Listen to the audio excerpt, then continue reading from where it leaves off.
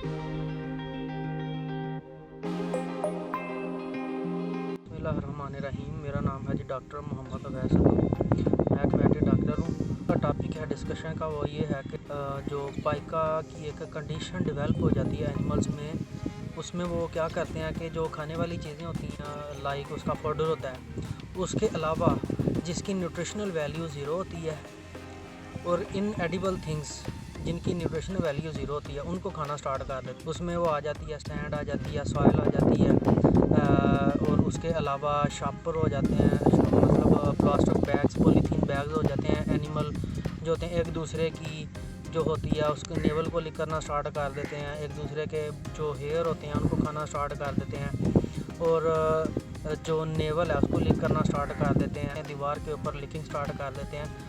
तो ये कंडीशन, इसे हम कहते हैं पाइका, मतलब इन एडिबल थिंग्स जो खाना स्टार्ट कर देते हैं और उसकी जो न्यूट्रिशनल वैल्यू होती है वो बिल्कुल नहीं होती, ज़ीरो होती है।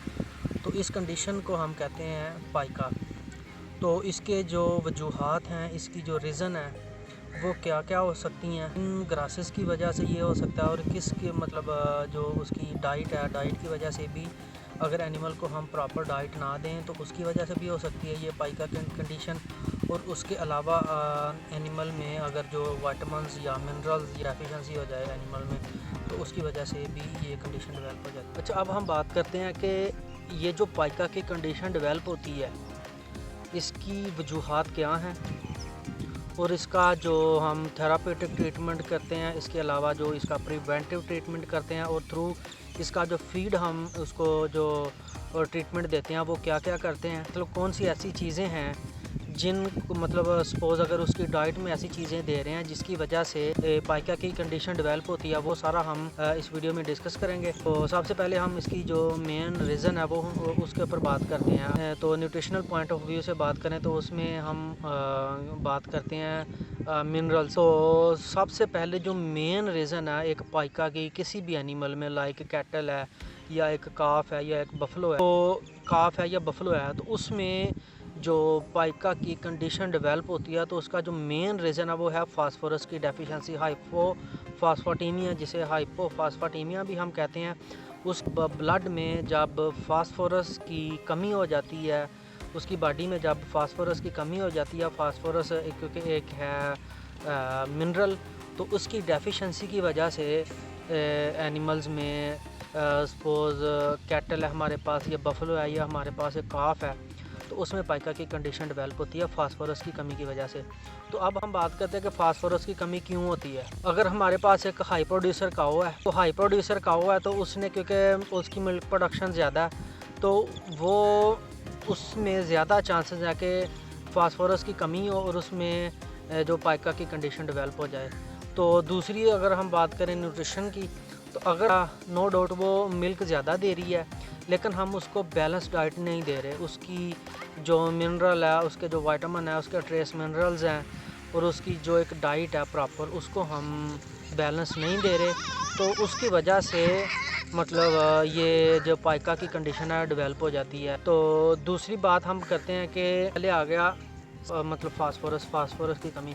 और कुछ ग्रासेस ऐसे होते हैं जो अगर हम बात करें जिनमें एनडीएफ का पोर्शन कम होता है, तो उसका जो फाइबर पोर्शन है, फाइबर कंटेंट है एक चारे का, एक फोडर का, लश ग्रीन पास्चर जो होते हैं उनमें, क्योंकि जो फाइबर है वो कम होता है, एनडीएफ कम होता है, तो फाइबर के पोर्शन के कम होने की वजह से भी रिमिनल एसिडोसिस होती है। रिमिनल एसिडोसिस की वजह से जो एनिमल्स हैं वो फास्फोरस की कमी का शिकार हो जाते हैं, तो उसकी वजह से एनिमल में पाइका की कंडीशन डेवलप हो जाती है। अगर हम एनिमल्स में इसके अलावा जो ग्रेजिंग, मतलब एनिमल जो ग्रेजिंग करते हैं, तो उनमें भी फास्फोरस की कमी हो जाती है, तो उसमें जो पाइका की कंडीशन है वो ज़्यादा डेवलप होती है जो एनिमल ग्रेजिंग करते हैं।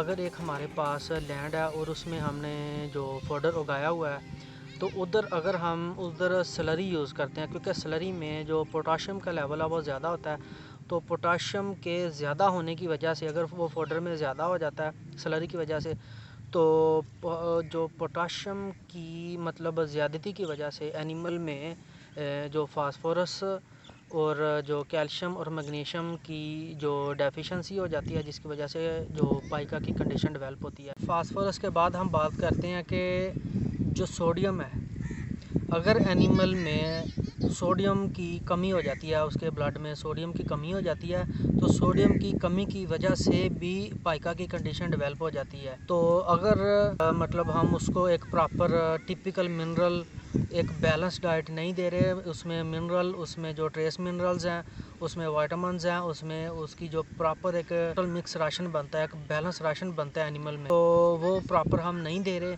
तो उसकी वजह से मतलब ये फास्फोरस और सोडियम की कमी होगी। तो फास्फोरस और सोडियम की कमी की वजह से एनिमल में पाइका की कंडीशन डेवलप हो जाती है। तो उसमें वो इनएडिबल थिंग्स जो होती हैं उनको खाना स्टार्ट कर देता है। तो उसकी वजह से फिर मतलब जो सेकेंडरी मसाइल है वो स्टार्ट हो जाते हैं। लाइक कि एक बफलो है, उसमें जो हाइपोफास्फाटीमिया है, और उसके अलावा उसमें जो सोडियम की कमी भी है और फास्फोरस की कमी है। तो उसकी वजह से वो कोई शार्प ऑब्जेक्ट्स या नेल्स वगैरह ऐसी चीज़ें होती हैं वो खा लेती है। तो उसकी वजह से उसमें ट्रोमेटिक रेटिकुलोपेरिकार्डिटिस और ट्रोमेटिक रेटिकुलोपेरिकार्डिटिस ये डेवलप हो जाती हैं। तो ये उसके लिए बहुत ज़्यादा फाटल रेटिकुलोपेरिकार्डिटिस हो जाए अगर शार्प ऑब्जेक्ट्स या कोई नेल वगैरह खा लेती है एक बफलो। अच्छा, काऊ और बफलो के बाद हम बात करते हैं काव्स में। काव्स में क्योंकि मीनिंग की स्टेज के ऊपर और मतलब जो न्यू बॉर्न्स काफ होते हैं उनमें ये फास्फोरस की कमी ज़्यादा होती है, उनमें पाइका की कंडीशन बहुत ज़्यादा हाई होती है। तो वो क्या करते हैं कि वो एक दूसरे की नेवल को लिक करना स्टार्ट कर देते हैं, एक दूसरे के जो हेयर्स होते हैं उनको खाना स्टार्ट कर देते हैं, यूरिन पीना स्टार्ट कर देते हैं। तो इसकी जो मेन रीज़न होती है वो होती है फास्फोरस की कमी, हाइपोफास्फेटेमिया होता है। तो ये क्यों डेवलप होती है काव्स में? तो काव्स में क्योंकि हम फोडर वगैरह छोटे होते हैं, तो प्री विनिंग से पहले तो वो प्रॉपर एक जो फॉरेजेस हैं या रफेजेस हैं वो नहीं खा रहे होते, वो सिर्फ काफ स्टार्टर खा रहे होते हैं या मिल्क ले रहे होते हैं। तो अगर काफ स्टार्टर उनका बैलेंस नहीं है, काफ स्टार्टर में जो मिनरल्स हैं, जो वाइटामिन्स हैं, ट्रेस मिनरल्स हैं, वो उनकी प्रॉपर एक क्वांटिटी नहीं है, तो उसकी वजह से काव्स में जो पाइका की कंडीशन है वो डेवलप हो जाती है। और उसके अलावा जो मेन रीज़न है वो है मिल्क। अगर हम काफ को, एक काफ है हमारे पास, उसको हम दूध अगर 10% बॉडी वेट के हिसाब से देखा जाए या 10 से 15% बॉडी वेट के हिसाब से हम उसको दूध रिकमेंड करते हैं, जो मतलब 24 घंटे में हम उसे दूध पिलाते हैं, वो 10 to 15% of their body weight होता है। तो अगर ये हम उनको 10% ऑफ बॉडी वेट के हिसाब से नहीं देते, उसकी जो क्वांटिटी या प्रॉपर नहीं देते, तो उसकी वजह से भी उसमें प्रॉपर एक बैलेंस डाइट उसकी काफ की बॉडी में नहीं जाती, तो उसकी वजह से वो माल न्यूट्रिशन का शिकार होता है। तो उसकी वजह से जो काफ की ग्रोथ रेट है, उसकी जो बॉडी की शाइनिंग है, उसके जो हेयर्स हैं उनकी शाइनिंग होती है वो प्रॉपर नहीं होती। तो उसकी वजह से फिर फास्फोरस की कमी की वजह से उसमें पाइका की कंडीशन डेवलप हो जाती है, वो इनएडिबल थिंग्स खाना स्टार्ट कर देते हैं। तो जो काव्स की जो ग्रोथ रेट है वो प्रॉपर नहीं हो पाती। अच्छा, ये आ गई क्वांटिटी की बात। क्वांटिटी हमने देनी है 10 to 15% ऑफ बॉडी वेट। अगर हम उनको प्रॉपर क्वांटिटी मिल्क की नहीं दे रहे, उनको हम बैलेंस जो एक है उनका कास्ट स्टार्टर वो नहीं दे रहे, तो उसकी वजह से जो फास्फोरस की कमी होगी, तो फास्फोरस की कमी की वजह से उनमें पाइका की कंडीशन डेवलप हो जाएगी। और दूसरी बात, अगर हम उनको एक मिल्क की जो क्वालिटी है वो प्रॉपर मेंटेन करके नहीं दे रहे, जो हम काफ को मिल्क दे रहे हैं, सपोज़ के क्वांटिटी ठीक है, लेकिन आया कि उसकी जो क्वालिटी है वो नहीं ठीक, उसमें जो टिपिकल मिनरल्स, ट्रेस मिनरल्स वो एक प्रॉपर क्वांटिटी में नहीं है। वो क्योंकि एक हमारे पास अगर एक काऊ का दूध आ रहा है, उसमें कोई मेस्टाइटिस हो जाती है या उसको बैलेंस डाइट काऊ को नहीं मिल रही, और उसके अलावा उसमें कोई डिज़ीज़ डेवलप हो जाती है, तो उसकी वजह से जो मिल्क प्रोडक्शन है वो अफेक्ट होती है। उसके मिल्क में जो पैथोजेनिक बैक्टीरिया वो भी ज़्यादा हो जाती हैं, और उसके अलावा उसमें जो क्वालिटी है मिल्क की वो मेंटेन नहीं हो पाती। तो उसमें जो मिनरल्स हैं, उसमें ट्रेस मिनरल्स हैं, वो प्रॉपर क्वांटिटी में नहीं आते एक डिज़ीज़ में।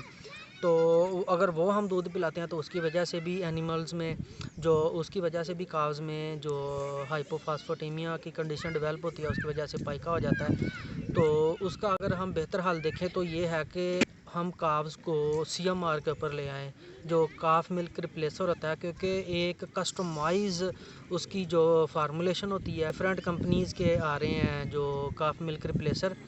तो उसका ये फ़ायदा होता है कि उसकी जो न्यूट्रिशन है, उसकी जो एक बैलेंस, उसमें एक टिपिकल बैलेंस डाइट है, उसमें जो प्रोटीन वैल्यू है, उसकी फ़ैट वैल्यू है, उसमें जो हम ट्रेस मिनरल्स और मिनरल्स जब होते हैं वो एक टिपिकल क्वांटिटी में होते हैं।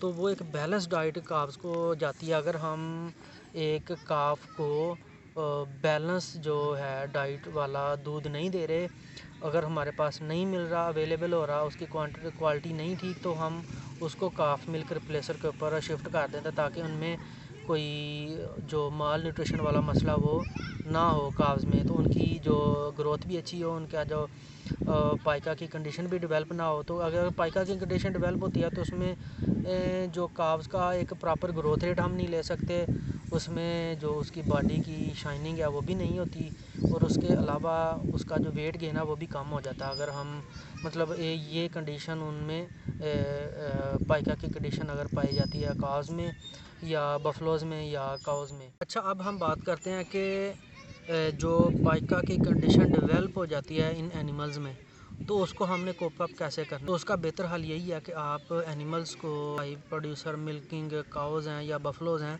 तो उनको आप उनकी बॉडी वेट के हिसाब से, उनकी रिक्वायरमेंट के हिसाब से उनको बैलेंस डाइट दें। उनको अच्छी क्वालिटी के जो मिनरल्स हैं, वाइटामिन्स हैं और ट्रेस मिनरल्स हैं वो दें, और उनकी बॉडी की रिक्वायरमेंट के हिसाब से, उनकी मिल्क प्रोडक्शन के हिसाब से उनको डाइट दें। इसके अलावा हम उनको हाई कैल्शियम फास्फेट भी हम दे सकते हैं DCP की सूरत में।